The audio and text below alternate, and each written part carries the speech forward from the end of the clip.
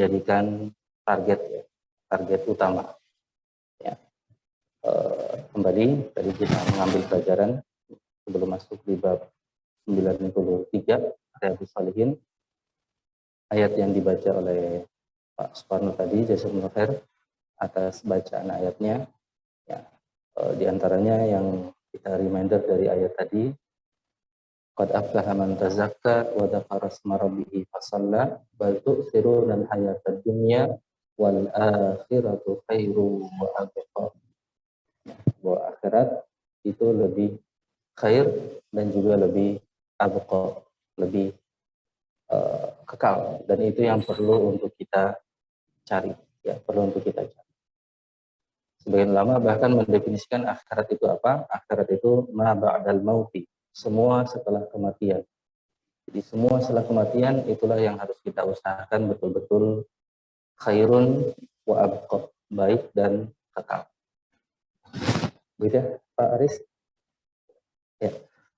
Demikian reminder kita mengambil manfaat dari ayat yang kita dengarkan tadi dalam salat subuh.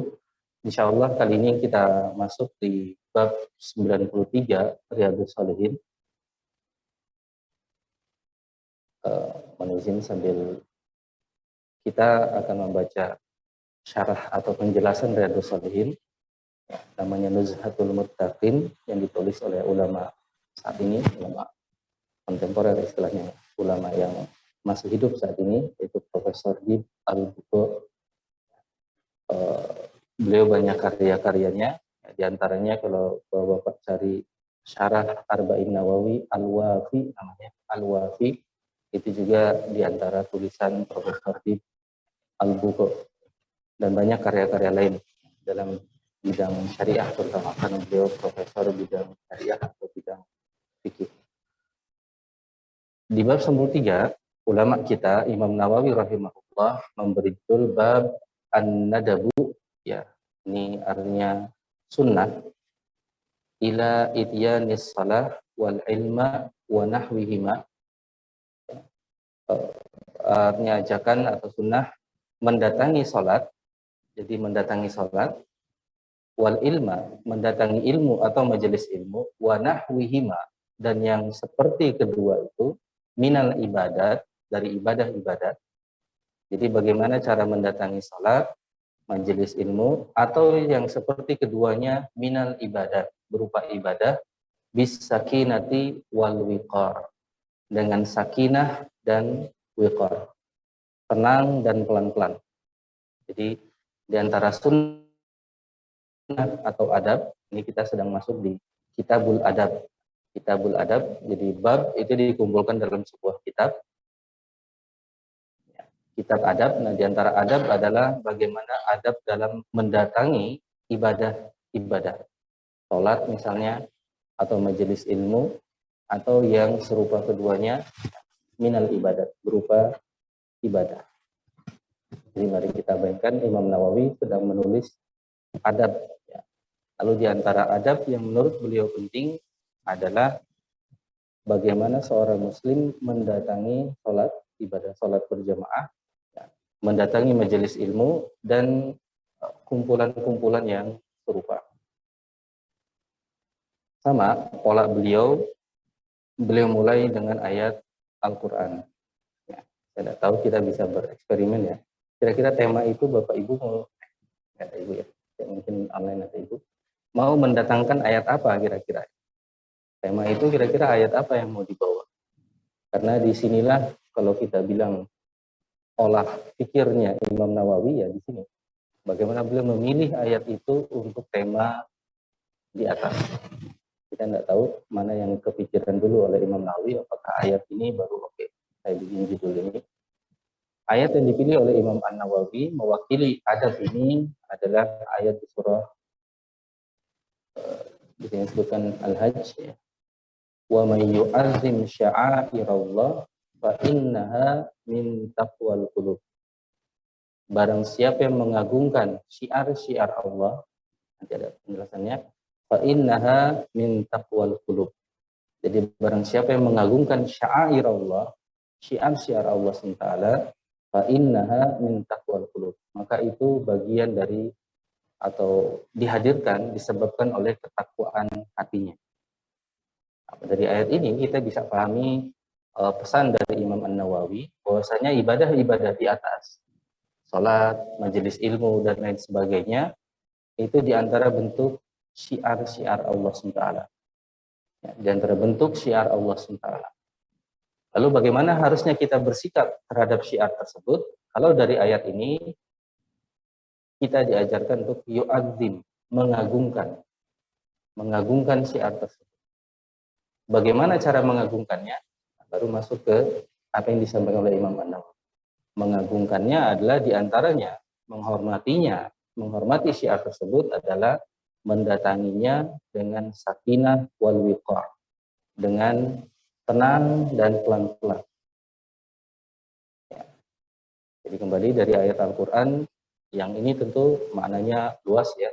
Wa may yu'adzim sya'airallah, barang siapa yang mengagungkan sya'air, ini disebutkan sya'airallah adalah jamak dari syairah.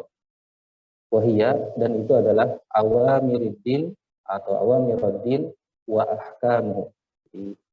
Apa itu sya'airallah? Tadi kita terjemahkan syiar-syiar Allah, tapi per definisinya sebenarnya wahiyya awamiraddin, perintah-perintah agama dan hukum-hukum agama. Jadi itulah syiar Islam. Syiar Islam itu ya memang apa yang Allah perintahkan. Salat, majelis ilmu, atau silaturahim, kumpulan-kumpulan silaturahim, yang itu adalah bagian dari perintah-perintah agama dan hukum-hukum agama, ya, maka itulah sya'airallah. Bagaimana sikap kita? Yu'adzim, mengagungkan, menghormati majelis-majelis tersebut atau ibadah-ibadah tersebut. Di antara cara mengagungkannya adalah dengan mendatanginya pakai adab. Nah, anak muda sekarang datang dengan gaya. Datang dengan gaya. Gayanya gimana? Sakinah wal wiqar. Tentang syair Allah di sini sebutkan wakila manasik al-haji. Dikatakan yang dimaksud di sini adalah manasik haji. Tapi maknanya tentu umum.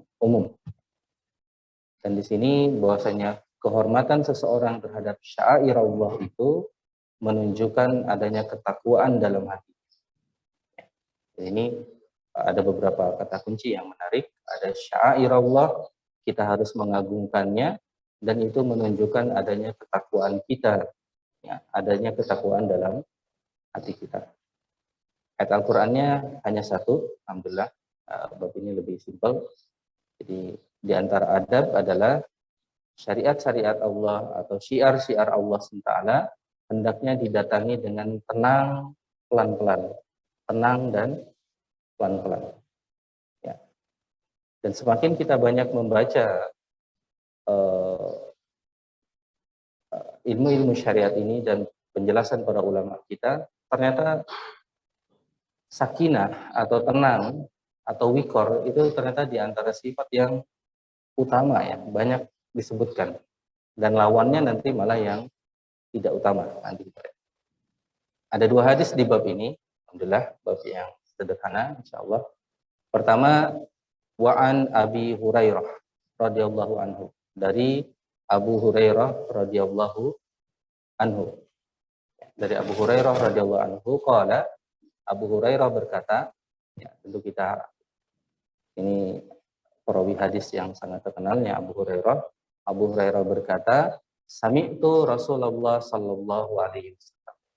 Saya mendengar Rasulullah sallallahu alaihi wasallam bersabda atau berkata. Jadi Nabi kita salam berkata, didengar oleh Abu Hurairah, ya. Idza uqimatis shalah, jika salat telah uqimat, telah dikomatkan, ya. Fala ta'tuha wa antum tas'auna, maka jangan mendatanginya wa antum tas'auna, dan kamu buru-buru. Buru-buru artinya mendatanginya secara tergesa-gesa. Ada nuansa negatif di situ, tergesa-gesa, ya. Tapi juga tidak berarti ya melambat-lambatkan, ya. Dia datangi tetapi juga tidak ya tergesa-gesa. Saya tahu istilah. Biasanya bahasa daerah punya nuansa rasa. Jadi tergesa-gesa dalam makna negatif ya. Jadi dia cepat, ya istilah Sunda apa tadi? Gurung gusuh ya. Gurung gusuh artinya mendatanginya cepat-cepat gitu. Ya. Cep ya, dalam makna negatif gitu. Jadi dia tergesa-gesa. Ya. Jadi ini maksudnya, dan ini Masya Allah Nabi kita mengatakan fala ta'tuha wa antum tas'aun.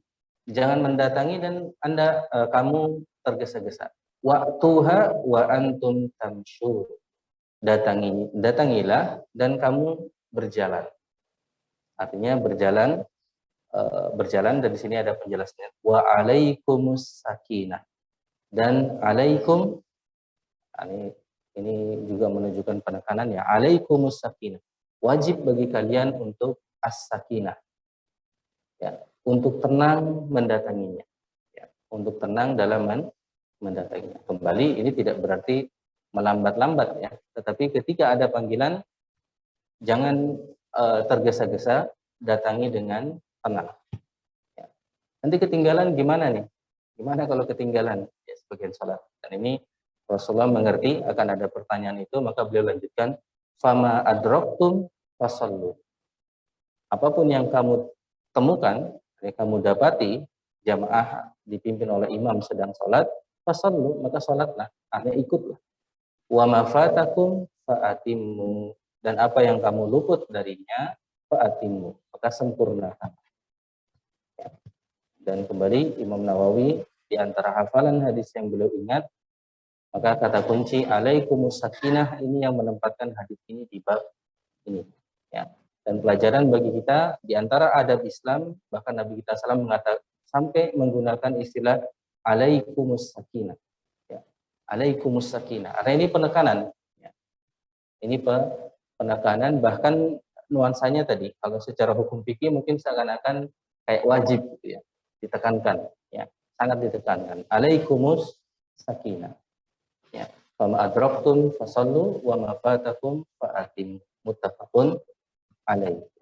Hadis yang disepakati oleh Imam Bukhari dan Imam Muslim ke sahihannya. Ini lafaz hadisnya. Zada Muslim. Ada Imam Muslim. Jadi ini lafaznya Imam Bukhari. Sedangkan dalam lafaz yang diceritakan melalui Imam Muslim ada tambahan dalam riwayatnya, yaitu fa inna ahadakum idza kana ya'midu ila shalah fa huwa fi shalah. Ini juga hal yang menenangkan ya, membuat kita lebih tenang. Fa inna ahadakum, karena kalian ya, seseorang di antara kalian idza kana ya'midu ila shalah, ketika dia sudah berniat untuk salat ya, fa huwa fi shalah, maka dia seakan telah berada dalam salat itu. Jadi tenang aja ya, seakan-akan tenang aja, Allah tahu kok kamu udah mau sholat ya, Allah sudah menilai kamu itu akan sholat. Kalem saja, tapi tidak kalem dalam makna negatif. Kalem, datangi ya, siapkan apa yang perlu disiapkan, datangi, maka yang kamu dapati ikuti, yang luput sempurnakan. Itu solusinya. Solusi apa ya, praktis mungkin, maksudnya yang secara amal ya. Dan secara spirit, ini kalau mungkin terasa ada dua hal ya, yang riwayat satu itu lebih ke secara amalnya memang yang didapati ikuti, yang lewat nanti disempurnakan. Tetapi secara kepuasan hati, ya, secara kepuasan hatinya, riwayat Imam Muslim ini menerangkan fa inna ahadakum idza kana ya'midu ila shalah fa huwa fis shalah. Ketika dia mau untuk sholat, maka dia telah berada dalam sholat. Ya, maka dia telah dinilai berada dalam sholat. Ya, jadi kesadaran bahwa kita telah dinilai berada dalam sholat ini mungkin membantu kita lebih sakinah, ya. Tidak serampangan dalam melangkah ke masjidnya dan lain sebagainya. Ya, jadi Masya Allah kita lihat bagaimana riwayat-riwayat yang datang dari para ulama kadang memberikan penekanan-penekanan yang khas dan saling melengkapi satu sama lain. Ya, kita lihat riwayat yang asalnya ini sifatnya sangat praktis ya, secara praktikal apa yang dilakukan, fama adraktum fasallu. Apapun yang kamu dapati, ikuti. Wa ma fatakum fa'atim. Apa yang terlewat maka sempurnakanlah. Ya. Sedangkan riwayat Imam Nawawi ya, itu bukan terkait dengan amalannya, tetapi lebih kalau kamu sudah ya'midu, sudah berniat untuk sholat, maka fahuwa fis sholat, maka kamu ada dalam sholat. Ya. Tentu ini terkait juga dengan diskusi, apakah nanti kita berniat? Ya tentu beda. Ya'midu di sini kita sudah berniat mau sholat di rumah, dengan niat ketika sholat, ketika mau mulai sholat, itu dua hal yang berbeda. Jadi secara fikih, ya, apalagi kita fikih Syafi'iyah, niat itu per definisi apa yang memang di istilah Sunda diniatkan, ya, beriringan dengan masuk kepada ibadah tersebut. Ketika mau sholat, nah itulah niatnya di situ. Niatnya ada di situ.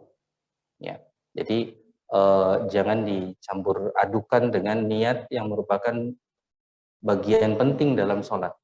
Jadi niat yang merupakan bagian penting dalam sholat. Karena sebagian kemudian mencampur adukan. Jadi seakan-akan niatnya itu udah dari tadi yang di rumah itu. Itu niat secara umum, tetapi niat secara fikih itu yang harus dihadirkan ketika memulai sholat. Ya, tentu ini ada banyak diskusi. Ya, tapi kalau kita kembali ke dalam fikih Syafi'iyah, maka niat itu adalah artinya perkataan hati yang dimulai beriringan dengan masuknya ke ibadah tersebut ya, baik wudhu, sholat, ya, maka ketika kita mulai ikut, disitulah kita mulai berniat. Ya.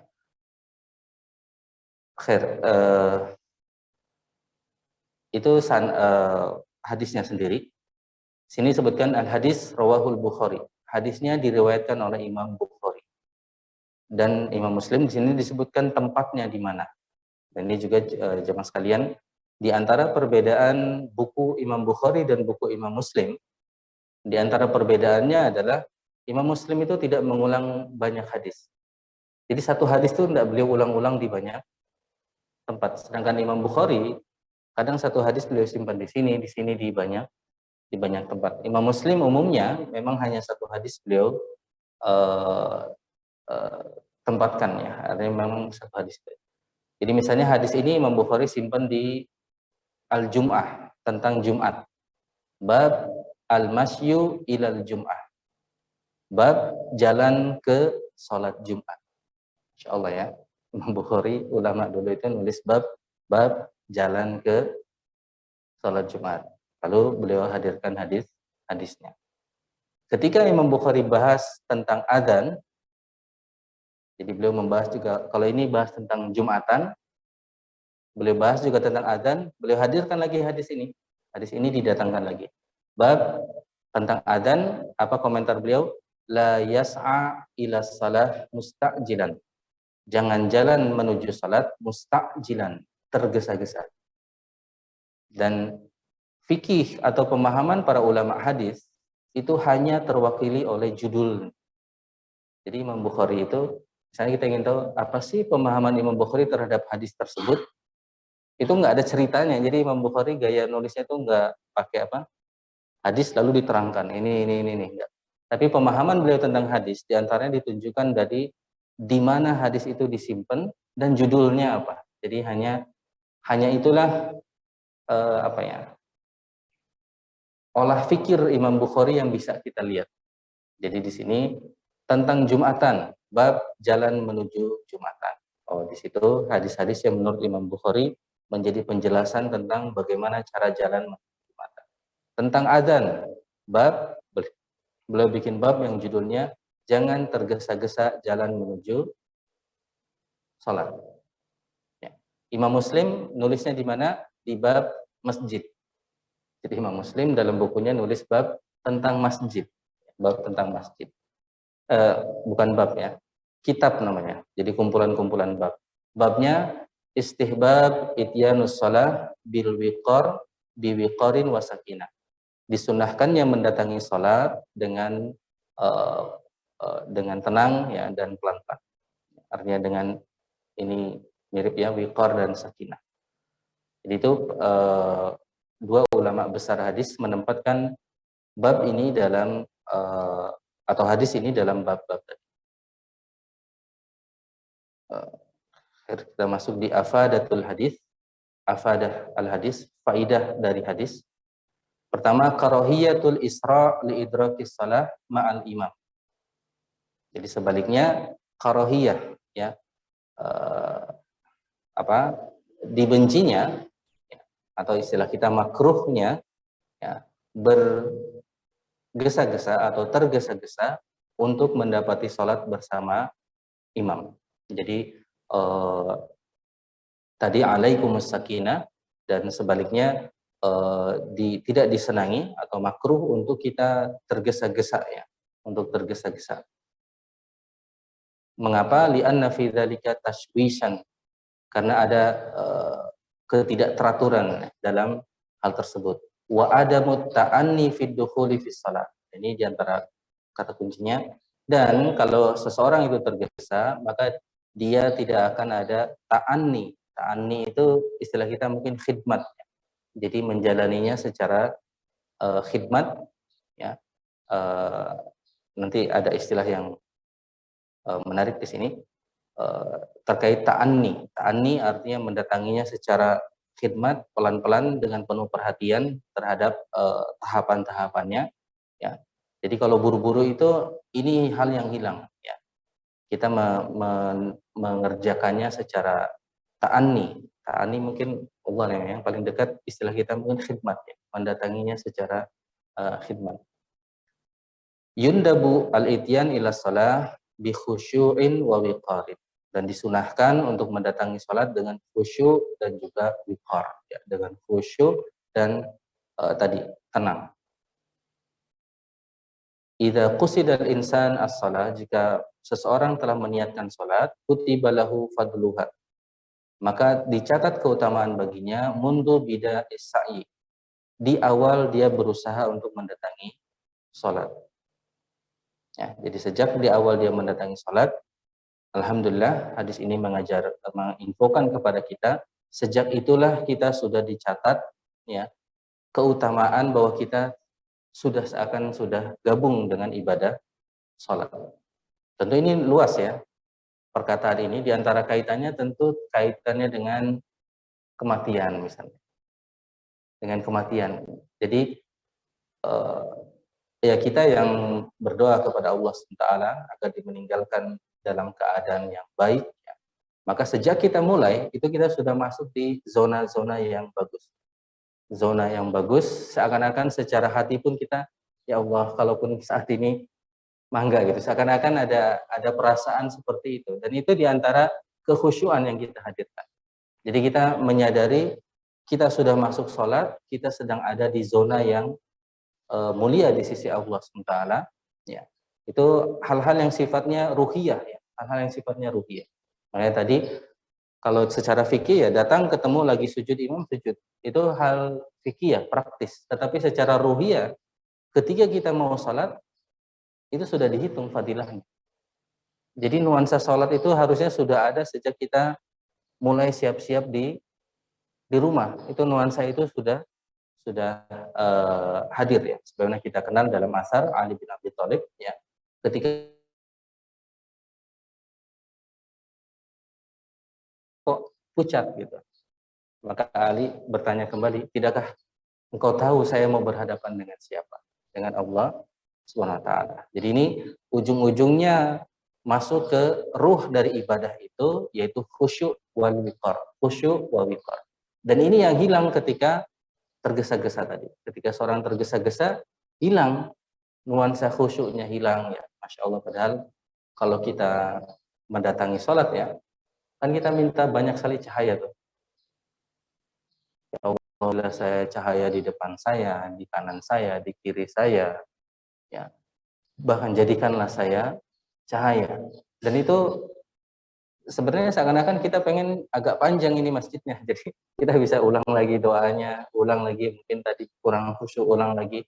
Dan mendatangi masjid itu jadi sesuatu yang kita nikmati ya, kita khusyuk mendatanginya. Dan kesempatannya kan pendek. Kesempatannya artinya doa menuju masjid ya, yang kalau kita lihat doanya itu minta minta cahaya. Jadikanlah cahaya di sekitar saya, jadikan cahaya di telinga, mata, lisan kita, dan terakhirnya waj'alni nuran. Jadikanlah saya cahaya. Jadi jadikanlah saya cahaya. Itu kan jadi baru mulai aja kita udah apa ya? Udah ada sesi komunikasi dengan Allah SWT. Itu baru pembukaannya. Dan hal itu hilang kalau kita tergesa-gesa.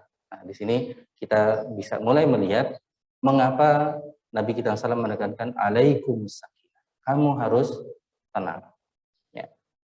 Itu yang berjalan. Dan tentu bisa dikiaskan bagi teman-teman yang naik motor misalnya. Yang dari misalnya dari kompleks sebelah naik motor ya berarti ya naik motornya mungkin tidak ugal-ugalan, kebut ya santai karena sudah masuk. Wah ini sudah mulai sholat berarti nih secara fadilah itu sudah masuk sholat ya. Dan kembali tentu kita tidak berharap hal-hal yang jelek, tetapi secara ruh kita itu sudah tenang, sudah mulai komunikasi dengan Allah SWT. Doa-doa itu mulai kita panjatkan kepada Allah SWT.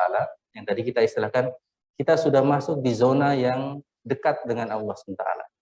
Tentu tidak sedekat ketika benar-benar sholat, tapi sudah mulai dekat dengan Allah SWT. Kan puncaknya ya ketika masuk sholat pun nanti ada tahap-tahap zona-zonanya ya, sehingga misalnya pas sujud itu paling dekat ya, dan lain sebagainya. Oke. Jadi khusyuk ini yang penting. Lalu di sini ada catatan yang nuansanya fikih ya. Wa yufhamu minal hadis, dan difahami dari hadis. Mungkin kita langsung terjemahkan. Poinnya adalah dari hadis ini sebenarnya diskusi dalam masalah fikih, yaitu diskusinya kalau orang misalnya salat maghrib, dia datang di rakaat kedua. Diskusi fikih adalah bagi dia itu rakaat keberapa? Misalnya Pak Dedi datang ke sini, ternyata atau bukan rakaat dua lah, rakaat ketiga. Itu dalam diskusi fikih, ini bagi Pak Dedi rakaat 1 atau rakaat 3. Artinya ikut kepada imam, lalu 2 rakaat yang nanti dilengkapi itu melengkapi atau mengkodok rakaat 1 dan 2 tadi. Nanti kan efeknya ke zahar atau tidak. Misalnya kalau bagi Pak Dedi itu adalah rakaat 1, pas dia berdiri sendiri, berarti masih dizaharkan karena itu masih rakaat kedua. Ya. Jadi itu diskusi fikihnya. Ya. Nah, Profesor Dib Al-Bugho menguatkan pendapat fikih bahwasanya bagi Pak Dedi dalam kasus tadi, maka itu adalah rakaat pertama. Dari mana? Dari lafaz Nabi kita SAW mengatakan, "Fama adraktum fashollu." Yang ketemu salatlah. Wa ma fatakum fa'atim. Dan apa yang terlewat maka sempurnakan.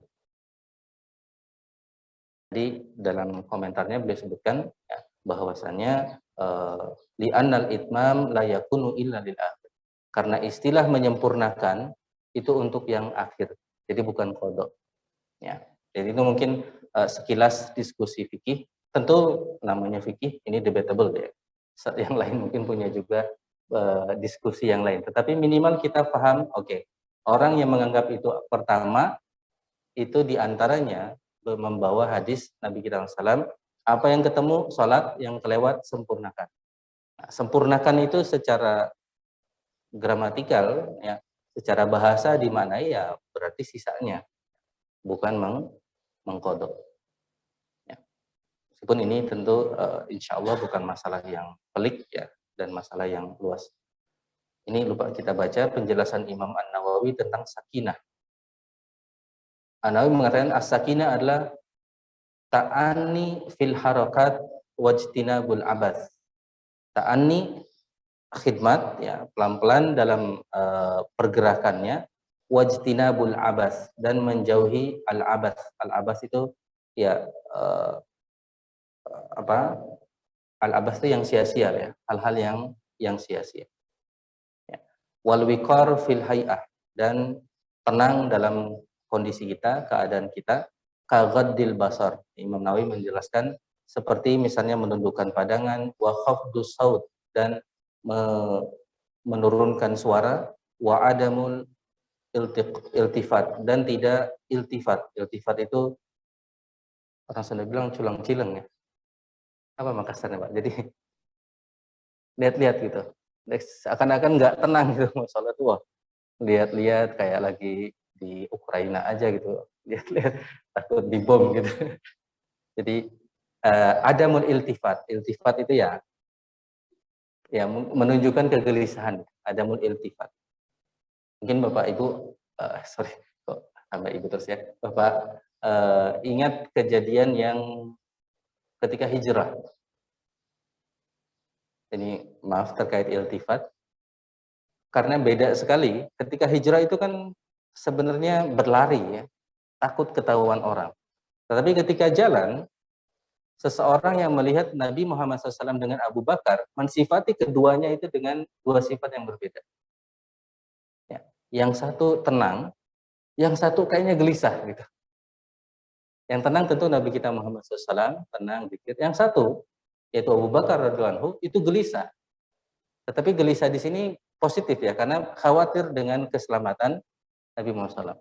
Jadi yang satu itu menurut saksi yang melihatnya, itu tadi, cilang-ciling orang, lihat lagi. Kadang dia ke depan, kadang di belakang. Ke depan lagi, ke belakang lagi.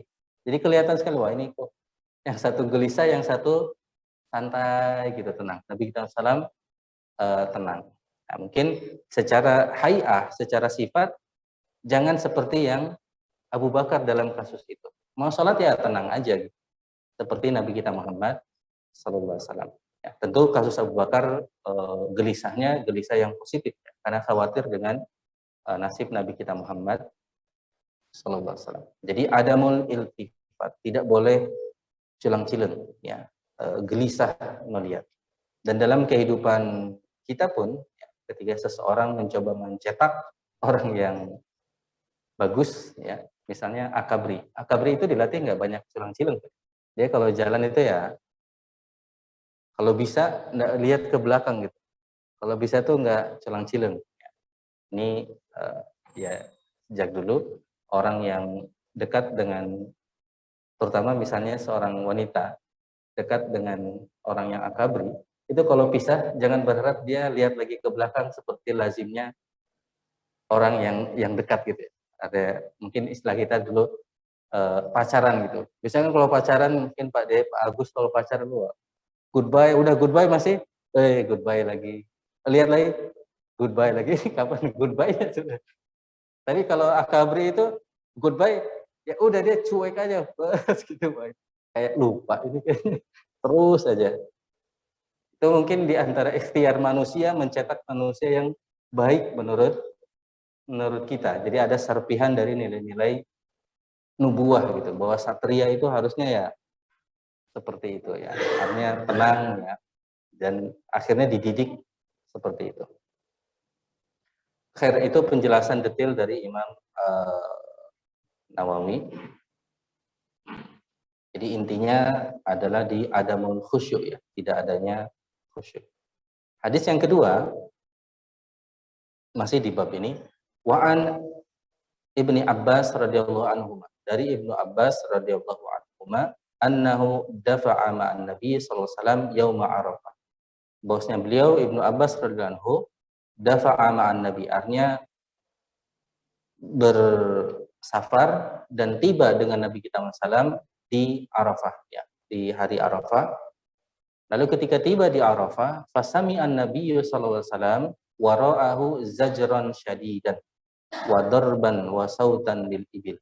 Beliau mendengar sesuatu yang zajran syadidan, suara yang keras gitu, wa darban wa sautan lil ibil, dan suara unta yang mengeras. Itu menunjukkan adanya orang yang tadi tergesa-gesa gitu. Mungkin kalau kita sekarang parkir lalu klakson-klakson gitu, kayak buru-buru mau parkir, menunjukkan tergesa-gesa lah. Ini nggak tahu, mungkin ibil ada klaksonnya atau apa ya, mungkin di stop, disuruh untuk cepat-cepat gitu ibilnya sehingga mengeluarkan suara yang bikin ribut gitu. Jadi ketika Rasulullah datang dengan Ibnu Abbas, ada keributan. Nah, disitulah kita mengambil pelajaran apa sih sikap Nabi kita Muhammad sallallahu alaihi wasallam. Maka beliau disebutkan oleh Ibnu Abbas, fa asyara bi sautihi ilaihi. Maka beliau sallallahu alaihi wasallam menunjuk kepada kejadian tersebut bi sautihi, dengan saut itu apa? Pecutnya ya. Jadi dulu ya kalau kita mungkin kunci mobil ya. Jadi pas perjalanan tuh bawa kunci. Dulu mungkin karena bawa ibil ya yang dipegang untuk mengarahkan kendaraannya ya. Bisautihi artinya kayak semacam pecut begitu ya. Waqala dan berkata, ayyuhan nas, wahai sekalian manusia, alaikum bisakinah. Kembali temanya sama, dan ini mengapa hadis ini dikumpulkan oleh Imam An-Nawawi dalam satu bab, alaikum bisakinah. Jadi wajib bagi kalian untuk tenang, ya, wajib untuk tenang. Nah, di sini Nabi SAW mengatakan, fa innal birra laisa bil idha. Sesungguhnya albir itu bukan dengan al-idha. Idha ini artinya tergesa-gesa. Dan ini menjadi kaidah yang umum ya, di antara pelajaran umum yang bisa kita ambil dari bab ini, fa innal birra laisa bil idha. Kebaikan itu tidak dengan tergesa-gesa. Jadi yang namanya kebaikan itu tidak dengan tergesa-gesa. Dan ini malah jadi lebih umum, malah jadi lebih umum. Dan ini menerangkan mengapa Imam An-Nawawi dalam judulnya itu mengatakan sholat, majelis ilmu, wa nahwihima, dan yang selainnya minal ibadah. Jadi kalau itu ibadah-ibadah maka datangilah dengan tenang. Karena secara umum Nabi kita selamatkan fa innal birra laisa bil idha. Al birra itu laisa bil idha, tidak dengan tergesa-gesa. Ya, jadi perlu ta'anni ya, perlu ta'anni. Ya, ini perkataan Nabi kita salam yang mungkin bisa kita ingat ya, bahwasanya innal birra laisa bil idha. Kebaikan itu tidak dengan tergesa-gesa. Jadi perlu khidmat ya, perlu diperhatikan ya, dan ya diperhatikan dengan baik ya. Ini rawahu al Bukhari wa rawa Muslim ba'dahu, dan sebagian riwayat ini juga diriwayatkan oleh Imam Muslim. Penjelasannya albir, kita tahu albir di sini diterangkannya albir adalah at-ta'ah. Ya, albir adalah at-ta'ah. Bapak mungkin masih ingat albir ini temannya takwa. Jadi bir dengan takwa itu satu pasang. Ya, satu pasang seperti iman dan Islam. Ya, seperti iman dan Islam, seperti apa? Beda sepertinya beda. Seperti maksudnya adalah iman dan Islam itu istilah para ulama adalah idza iftaraqa ijtama'a, kalau dia berpisah dia berkumpul. Apa maksudnya? Kalau iman dan Islam itu berpisah, maka dia berkumpul secara makna. Disebut iman sendiri, Islam sendiri, maka iman itu mewakili Islam, Islam juga mewakili iman. Ketika disebut sendiri. Jadi ketika saya orang Islam, oh berarti maksudnya juga saya orang beriman. Tapi kalau dikumpulkan, saya berislam dan beriman. Apa maksudnya? Oh berarti Islam itu ya lebih ke rukun Islam, iman rukun iman gitu. Jadi ketika dia berkumpul, malah berpisah secara makna. Idza ijtama'a iftaraqa. Kalau berkumpul dia terpisah. Sama, albir dengan takwa pun begitu. Kalau disebutkan albir maka maksudnya takwa. Jadi dalam kalimat ini fa innal birra laisa bil idha. Maka para ulama dengan kaidah tadi, oh ini juga maknanya fa innat taqwa laisa bil idha. Ketakwaan itu tidak bisa dengan tergesa-gesa. Tapi kalau berkumpul bir dan takwa, wa ta'awanu 'alal birri wa taqwa, maka masing-masing punya makna yang berbeda. Dia terpisah maknanya. Takwa itu lebih ke menjauhi yang dilarang, bir itu lebih mendatangi yang baik ya, atau mengerjakan kebaikan. Jadi ada banyak pasangan yang seperti ini tadi, iman dan Islam, albir dan at-taqwa, dan satu lagi rahmat dan maghfirah. Rahmat dan maghfirah sama. Jadi satu lagi yang saya ingat, tentu masih banyak yang bisa saya ingat saat ini. Jadi nuansanya beda dengan iman dan Islam tadi. Iman Islam memang banyak disebutkan, tapi sisi saling melengkapinya beda. Rahmat dan maghfirah juga sama. Jadi kalau kita berdoa, ya Allah rahmatilah saya, dan ya Allah ampunilah saya. Para ulama mengatakan maknanya sama. Maknanya sama artinya ketika kita minta rahmat, itu maknanya ampuni yang lalu dan lindungi saya yang ke depan. Tapi kalau digabung rahmat dan maghfirah, rahmat itu untuk yang ke depan, maghfirah untuk yang lalu. Ya, jadi itu couple ya, dua kata yang sering diistilahkan para ulama seperti tadi. Ketemu berpisah malah dia ketemu secara mata.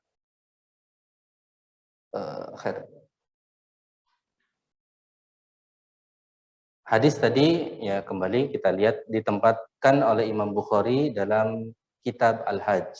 Jadi Imam Bukhari ketika nulis tentang haji menulis bab amrun nabi bis sakinah indal ifadah. Perintah Nabi kita SAW untuk sakinah ketika di Arafah. Afadal hadis ya, faidah dari hadis ini istihbabut ta'anni wal khusyu' inda ada'il ibadat. Disunnahkannya untuk ta'anni wal khusyu' inda ada'il ibadat. Disunnahkan untuk ta'anni tadi, untuk pelan-pelan ya, dan khusyuk menghadirkan hati ketika ibadah.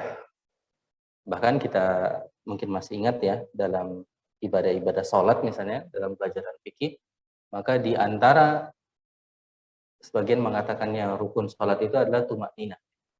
Jadi memang harus dikerjakan secara tumak ninah. Dan seorang sahabat yang sholatnya kayak burung matuk gitu, ya, maka diperintah Nabi SAW untuk diulangi, ya, untuk diulangi. Dan hal-hal yang bisa menghilangkan kekhusyuan itu harusnya dihindari. Misalnya kebelet pipis atau kebelet buang air, maka dia kalau itu begitu berat kebeletnya, kita paham juga kebelet itu macam-macam ya. Ada yang kebelet yang benar-benar mengganggu kita, tidak bisa dihilangkan. Ada yang mungkin ya ada rasa tetapi bisa kita hilangkan dan kita bisa tetap fokus dulu. Ya. Ketika sudah tidak bisa, maka itu harusnya dia batalkan sholatnya. Dia batalkan sholatnya. Karena hilang esensinya, yaitu khusyuk. Ya, esensinya khusyuk. Li'annal hudu was sakinah itu a'wanu ala huduril qalbi. Karena sakinah ya itu a'wanu sangat membantu untuk hadirnya hati. Ya. Wasawabul ibadah dan pahala ibadah innama yakunu biqadril khusyuk, dan pahala ibadah itu bergantung kepada kadar kekhusyuan dan hadirnya hati. Jadi seakan-akan alasan utamanya di kalimat terakhir ini bahwasanya ibadah itu ya, karena kita tadi berangkatnya mulai dari Imam Nawawi mengarahkan kita sya'airallah. Ibadah-ibadah, perintah-perintah itu harus kita hormati. Cara menghormatinya adalah dengan sakinah. Mengapa? Karena kalau sakinah kita bisa menghadirkan hati. Kalau hati kita hadir, maka semakin hadir hati kita, semakin besar pahala ibadah kita. Nah, di sini mungkin kita perlu evaluasi, termasuk saya pribadi, ya sholat-sholat kita yang mungkin tidak tahu, kita bisa bertanya, apakah itu sholat yang diistilahkan dengan sholat otomatis? Ya? Ada istilah sholat otomatis. Autopilot, betul istilahnya. Datang ke masjid, ikut pokoknya. Tadi bahkan sampai ditanya, misalnya sholat subuh, tadi imam baca apa? Wah, nggak tahu, saya modenya autopilot tadi. Pokoknya datang, ikut aja. Nggak tahu tadi. Jadi setiap apa ya, kita tidak menikmati setiap belokan di sholat tersebut. Soalnya itu kan banyak sekali hal-hal yang harusnya kita nikmati gitu ya. Turun untuk sujud itu mungkin harusnya hal yang kita nikmati ya. Tetapi ya karena kita autopilot, wah tadi itu pokoknya udah beres lah. Pokoknya udah beres ya. Bahkan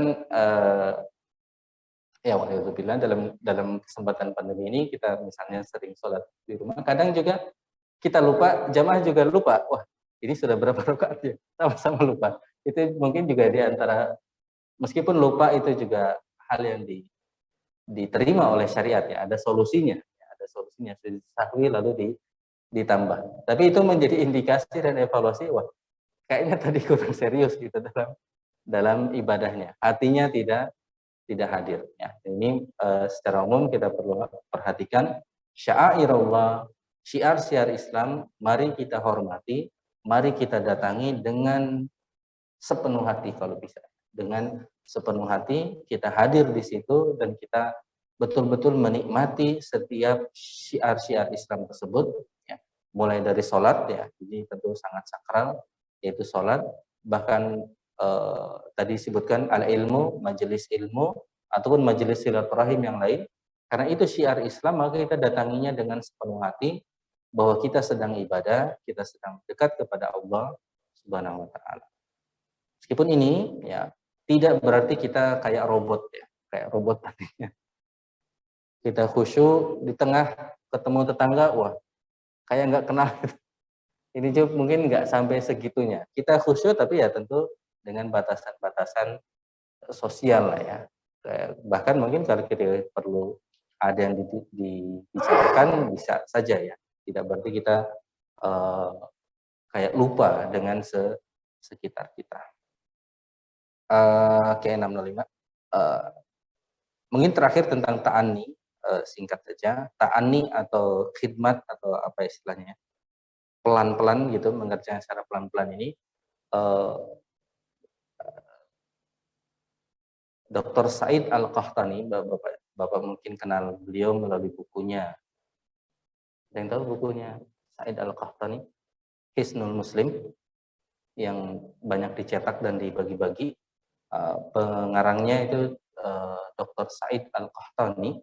Dr. Said ini doktornya, disertasinya adalah tentang al-hikmah. Jadi beliau bahas tentang hikmah. Lumayan panjang doktoralnya tentang hikmah. Nah, tentang hikmah beliau menyebutkan ada 3 rukun hikmah. Jadi hikmah itu ada 3 rukunnya. Yang satu al-ilmu, yang kedua ta'anni, yang ketiga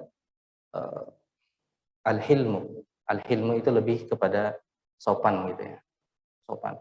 Jadi ilmu, ta'ani artinya lawan dari tergesa-gesa, dan yang ketiga sopan. Jadi 3 hal ini yang membangun satu kata, yaitu al-hikmah ya. Sifat hikmah atau bijaksana itu menurut beliau ya, dalam disertasi beliau disebutkan bahwasanya rukunnya adalah ilmu, harus dibangun atas ilmu. Selain ilmu juga ada ta'anni ya. Ta'anni pelan-pelan ya. Makanya mungkin ada ilmu tapi tidak ada ta'anninya. Jadi orang yang punya ilmu tapi tergesa-gesa. Di antara bentuk tergesa-gesa adalah terlalu cepat mengambil kesimpulan. Ini juga masalah. Dan akhirnya dia tidak hikmah karena tak ilmunya ada, meskipun tentu kita pahami setiap orang ilmunya berbeda-beda, tapi karena dia tergesa-gesa, jadi dia cepat jatuh atau lebih mungkin jatuh ke dalam kesalahan dan akhirnya dia tidak bersikap hikmah. Ada juga ilmunya, ta'aninya, tapi mungkin dia tidak punya al-hilm. Al-hilm itu ya tadi lebih ke sifat sopan mungkin ya terjemah kita. Jadi dia berilmu tetapi mungkin nuansanya kok jadi kayak takabur ya. Kayak kesannya dia aja yang tahu. Nah, ini juga akhirnya hilang hikmah dia. Kehikmahan dia jadi hilang. 3 hal ini yang menurut Dr. Said Al-Qahtani perlu diperhatikan, yaitu ada ilmu, ada ta'anni, ada khidmat, dan ada juga al-hilm ya. Mungkin terjemah yang terdekat ada kesopanan atau sifat sopan tadi.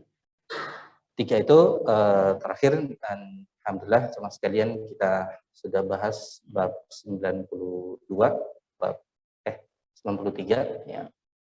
sederhana, satu ayat Quran dan dua hadis. Semoga bermanfaat buat saya pribadi dan buat jamaah sekalian. Semoga menjadi amal saleh, semoga menjadi apa yang kita sampaikan di awal tadi, eh, sarana kita untuk tazakka, memurnikan hati kita, mengingat Allah Subhanahu wa taala, ya, dan mendapatkan akhirat yang khairun wa abqa insyaallah. Demikian, hadanallah wa iyyakum ajmain. Subhanakallahumma wa bihamdik asyhadu an la ilaha illa anta astaghfiruka wa atubu ilaik. Wa akhiru da'wana alhamdulillahirabbil alamin. Assalamualaikum warahmatullahi wabarakatuh.